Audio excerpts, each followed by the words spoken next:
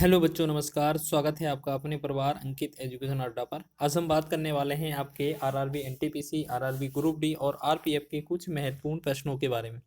इसमें आज हम बात करेंगे कुछ साधारण ब्याज से रिलेटेड क्वेश्चन लिए गए हैं, जिन्हें आप क्वेश्चन छोड़कर आज आ जाते हैं, उन्हें मात्र 5 से 10 सेकंड के अंदर कैसे करेंगे। लिखा है, एक धनराशि को 8% वार्षिक साधारण ब्याज की दर पर 3 वर्ष के लिए निवेशित किया गया था। यदि ब्याज दर R+2% होती तो उस पर 84 रुपये अधिक ब्याज प्राप्त होता। निवेशित धनराशि ज्ञात कीजिए। अगर देखिएगा इस तरीके का पैटर्न बनेगा तो आपको मात्र 5 या 10 सेकंड लगने हैं। वैसे तो 5 सेकंड ही बहुत हैं। आपको क्या करना है, इस तरीके से क्वेश्चन मिले तो बहुत ही जल्दी से सवाल को हल करना है कि आपको जो रुपए अधिक दिख रहे हो ना, उसको ऊपर लिख लेना है, ठीक है। और इसमें 100 का गुणा कर लेना। क्यों? क्योंकि हमें धनराशि निकालना है, ठीक है। अब बटा में क्या आएगा वो चीज़ समझ लीजिए, ठीक है। आपको ये 3 वर्ष लिख रहा है ना, 3 लिख लेना है, ठीक है। आपको यहाँ पर जितना अधिक लिखा होगा, R+2 होगा, R+5 होगा, जितना होगा, 2 लिखा होगा तो 2 लिखेंगे, 5 लिखा होगा तो 5 लिखेंगे। बस इसको सॉल्व कर देंगे, आंसर होगा 3 दूना 6 होता है, तो 6 से इसे कैलकुलेट करेंगे तो 14 से 84 हो जाएगा। तो 14 का 100 में गुणा करेंगे तो ये बनेगा 1400। तो इसका आंसर हो जाएगा आपका सी ऑप्शन, ठीक है। तो आप देखिएगा, मात्र 5 सेकंड का क्वेश्चन था। आप इस तरीके से लगाएंगे और कई सारे बच्चे तो इसे छोड़कर भी आ जाएंगे। तो क्वेश्चन बहुत आसान है, आपको ऐसे ही सॉल्व करना है। जैसे एक क्वेश्चन हमने और इसी तरीके से लिया है। जैसे क्वेश्चन लिखा क्या है, एक निश्चित धनराशि X% वार्षिक साधारण ब्याज की दर पर 7 वर्ष में 22,494 हो जाती है। यदि वार्षिक साधारण ब्याज की दर X+4% होती तो 7 वर्ष बाद देय धनराशि 25,917 होती। निवेश की गई धनराशि ज्ञात कीजिए। देखिएगा, अब इस क्वेश्चन को क्या है, थोड़ा छुपाया गया है। क्या? आपको ये बाद वाली मिश्रधन दिया है जो 25,917 दिया हुआ है, ठीक है। पहले वाला जो मिश्रधन था वो 22,494 था। इसमें कितना अधिक हुआ है आपको ये बताना है। पहले तो अधिक निकालें, क्योंकि पिछले वाले में डायरेक्ट ही अधिक दिया था। 7 में 4 गया, 3 बना। 11 में से 9 गया, 2 बना। 9 में से 5 चला जाएगा तो ये बनेगा 4, ठीक है। और 5 ये बनेगा 3, तो ये बना 34,23। तो हमने क्या बोला था, ये आपको ऊपर लिख लेना है 34,23, जितना भी अधिक लिखा होगा, ठीक है। धनराशि ज्ञात करना है तो 100 का तो गुणा करना ही करना है। साथ ही साथ जितना वर्ष दिया होगा वर्ष लिख लेना है। गुणे में जितना अधिक दिया होगा, 4% अधिक है तो 4 लिख लेना है। बस इसको कैलकुलेट कर देंगे, आंसर हो जाएगा 7 एकम 7, 7 चौके 28, 6 62 हो जाएगा, 7 अट्ठे 56, फिर 6 63 होगा, 7 नम 63।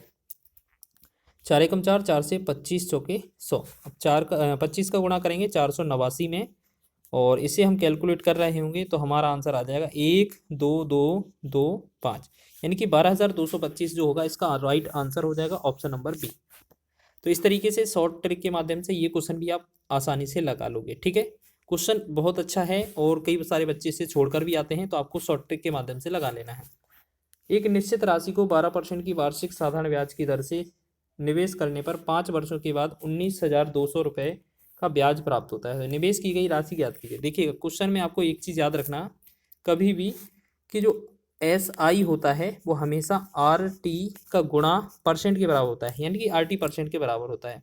अगर हम यहाँ पर बात करें, R कितना है आपका 12% और T कितना है आपका 5 वर्ष, तो 12 पंचे 60% जो होगा आपका ब्याज हो जाएगा, ठीक है। अब आपको याद रखना है, जो आपका 19,200 जो वैल्यू दिया है वो ब्याज का वैल्यू दिया है। तो ब्याज कितना है हमारा 60%, 60 से भाग करेंगे। और मूलधन निकालने के लिए देखो राशि लिखा है ना, तो मूलधन के लिए हमें 100 से गुणा करना पड़ेगा। बस एक जीरो को एक जीरो से डिवाइड कर दिया। 6 एकम 6, 6 से 6 तिया 18, 6 दूना 12, एक जीरो। अब 320 में 100 का गुणा करेंगे तो ये बनेगा 32,000। 32,000 जो होगा इस क्वेश्चन का राइट आंसर हो जाएगा, जो कि ऑप्शन नंबर सी में दिया है। आप और भी अच्छे से लगा सकते हैं, लेकिन ये भी आपका बेस्ट तरीका हो जाएगा। नेक्स्ट क्वेश्चन करें, अगला क्वेश्चन देख लें। अगला क्वेश्चन देखिएगा, क्वेश्चन बहुत ही आसान है। रमेश एक निश्चित राशि को 9% वार्षिक साधारण ब्याज की दर पर निवेशित करता है। यदि वह 1 वर्ष बाद 20,250 रुपये ब्याज के रूप में प्राप्त करता है तो उसके द्वारा निवेशित राशि क्या है। वही सेम चीज़ करना है हमें। क्या है, सबसे पहले SI देखना है। SI क्या होता है, R गुणा T%, मतलब 9% और कितना 1 वर्ष का। तो 9 का 1 में गुणा करेंगे, 9 एकम 9, 9% हो जाएगा। अब आपको याद रखना है कि जो 20,250 जो वैल्यू है वो आपका 9% का वैल्यू है। इसमें अगर हमें धनराशि ज्ञात करनी है तो हमें 100 से गुणा कर देना बस। 9 एकम 9, 9 से 9 दूना 18, 2 22, 9 दूना 18, 4 45, 9 पंचे 45, 1 0। तो ये हम 100 से गुणा करेंगे तो ये 22 50 और 00 साथ में आ जाएगा। तो हमने देखा 2,25,000 जो होगा इस क्वेश्चन का राइट आंसर हो जाएगा, जो कि आपका सी विकल्प में दिया हुआ है। नेक्स्ट क्वेश्चन की बात करेंगे हम। नेक्स्ट क्वेश्चन लिखा है हमारा, यदि कोई धनराशि साधारण ब्याज की 5% वार्षिक दर पर 2 वर्ष बाद 26,400 हो सकती है तो धनराशि ज्ञात कीजिए। देखिएगा अब क्या है, ब्याज नहीं दिया गया है, अब मिश्रधन दिया है। तो आपको याद रखना है, पहले एसआई का पता लगाना है। एसआई क्या होता है, हमेशा आर गुणे टी परसेंट के बराबर होता है नहीं। तो आर 5% है, समय मतलब टी 2 वर्ष है, तो 5 दूना 10%, ये हमारा ब्याज होगा।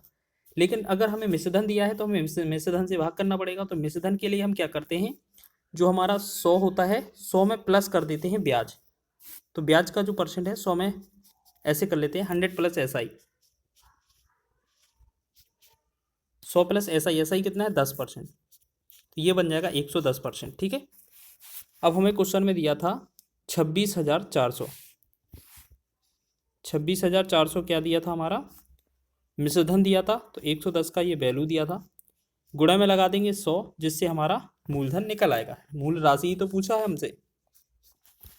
1 0 से 1 0, 11 एकम 11, 11 दूना 22, 4 44, 11 चौक 44, 0 0। अब ये 2400 में 10 से गुणा करेंगे तो ये 24,000 जो होगा इस क्वेश्चन का राइट आंसर हो जाएगा, जो कि आपका विकल्प डी में दिया हुआ है। सभी क्वेश्चनों को एक ट्रिक के माध्यम से बताने का प्रयास किया है। वीडियो अच्छा लगा है तो वीडियो को लाइक करें, शेयर करें। चैनल पर नए हैं तो चैनल को सब्सक्राइब कर लें।